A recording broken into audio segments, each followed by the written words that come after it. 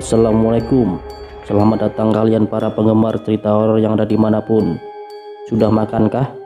Kalau belum silahkan makan dulu. Kalau sudah makan, langsung saja klik tombol subscribe di bawah. Sebagai gantinya, saya akan menceritakan kisah yang berjudul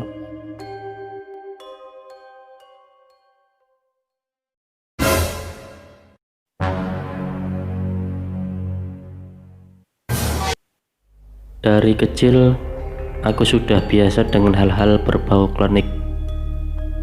Kakekku yang berprofesi mengurusi orang yang meninggal sering mengajakku jika mengurusi si mayat, mulai dari menuntun orang yang sakaratul maut, memandikan, mengkafani, sampai menguburkannya. Yang masih sangat aku ingat ketika umur 5 atau 6 tahun, mungkin sebelum SD, saya lupa-lupa ingat. Aku diajak abah memandikan bayi yang dibuang ke kolong jembatan. Kemudian pernah abah memandikan korban kecelakaan, kakinya buntung. Aku melihat abah membersihkan batu-batu kecil di kaki tersebut. Tapi aku heran, kenapa orang yang dimandikan abah berdiri di samping abah? Aku berharap itu bukan nyata, hanya imajinasi anak kecil. Abah 7 bersaudara. 3 dari adiknya yang laki-laki alhamdulillah dikaruniai kelebihan oleh Allah untuk bisa membantu sesama, entah itu menjampi orang yang kesurupan ataupun menjampi anak kecil yang mengamuk tanpa alasan. Di kampungku sudah menjadi kebiasaan, kalau ada orang yang meninggal, sebagian barang almarhum akan disedekahkan kepada orang yang mengurusi ketika waktu meninggal. Biasanya ketika hari ke-7, abah akan dikirimi makanan selepas tahlil, baju bekas almarhum, kasur, lampu tempel, bahkan piring dan gelas serta sendok. Seakan menjadi isyarat kalau ada yang mau meninggal di kampungku. Piring di dapur seperti dipukul-pukul pakai sendok tapi tanpa wujud, seakan memberi pertanda. Selang 1 atau 2 hari, maka akan ada kabar orang yang meninggal. Dulu di lemari ada sebuah keris. Kalau malam-malam tertentu sering mengeluarkan bunyi gebruk-gebruk. Tapi setelah dibersihkan oleh abah, bunyinya hilang. Ketika abah almarhum, keris itu pun hilang entah kemana. Aku dibiasakan dari zaman SMP untuk puasa Senin Kemis, apalagi kalau di sekolah mau ujian.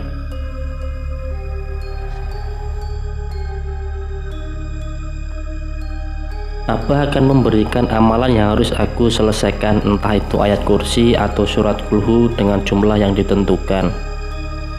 Pernah suatu hari, saya masih sekolah SMA. Saya sedang memegang tasbih di siang hari pas selesai salat Jumat. Tiba-tiba di bawah dipan kasur saya terdengar bunyi trek trek trek. Aku mengangkat kasur karena penasaran. Astagfirullah. Aku lihat di sana dengan kepala mata sendiri 3 buah kelereng bergerak ke sana kemari. Aku panggil emak dan abah sambil teriak-teriak ketakutan. Hingga tetanggaku pun berhamburan datang ke rumah untuk melihatnya. Kemudian emak kesurupan. Katanya kodam yang menjagaku hadir. Entahlah, walau alam. Rumah yang aku tinggali bersama emak dan abah kecil, tapi menurut orang-orang terdapat aura magis.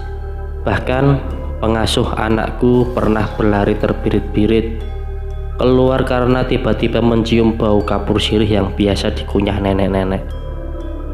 Pernah suatu malam aku berkumpul dengan sepupu, istrinya, dan anaknya yang masih bayi. Sang bayi terus-terusan menangis. Tiba-tiba saja ada perempuan yang tertawa cekikan dari kamar, tapi tak ada wujudnya. Terang saja suara cekik yang terdengar sengau terasa jelas karena di rumah saat itu tidak ada televisi ataupun radio. Terakhir yang paling membekas ketika aku hamil besar tahun 2015, aku sendirian di rumah karena suami kerja shift malam. Tengah malam, aku pengen ke kamar mandi. Selesai dari kamar mandi, aku membaringkan badan kembali. Tiba-tiba saja aku melihat wanita di ujung kaki menatapku. Tapi wajahnya tidak jelas. Cuman aku lihat rambutnya keriting sebahu. Aku ketakutan. Bibir ingin berteriak, cuman bisa mangap. Aku mengumpulkan kesadaran. Akhirnya aku berdoa bisa-bisa. Hingga akhirnya bayangan itu kayak hilang berbentuk asap. Besoknya aku bercerita kepada sesepuh yang meneruskan abah di kampung. Takutnya aku mimpi. Tapi kata beliau itu adalah almarhum Sipulan yang dulu meninggal disempurnakan oleh abah. Suamiku sampai tak mau tidur di kamar karena pernah merasa dipeluk seorang wanita antara sadar dan tidur, dan katanya seperti ada yang memperhatikan. Entahlah, banyak cerita mistis yang dulu pernah aku alami dari kecil. Bahkan rumah peninggalan abah dan emak sekarang aku tempati. Walaupun kata orang terlihat serem, tapi aku merasa nyaman. Satu yang selalu saya ingat dari pesan abah, kalau nanti mewarisi amanah seperti abah, ingat harus nganter ke yang takut, harus menolong ke yang susah. Ingat jangan pernah menyebut nama si almarhum, dan jangan menceritakan keburukan aib si mayit. Tapi jujur, aku gak mau mewarisi amanah seperti abah. Imanku belum ada seujung kuku. Bahkan aku minta ditutup, tapi kata abah gak bisa. Nanti juga aku terbiasa. Walau alam.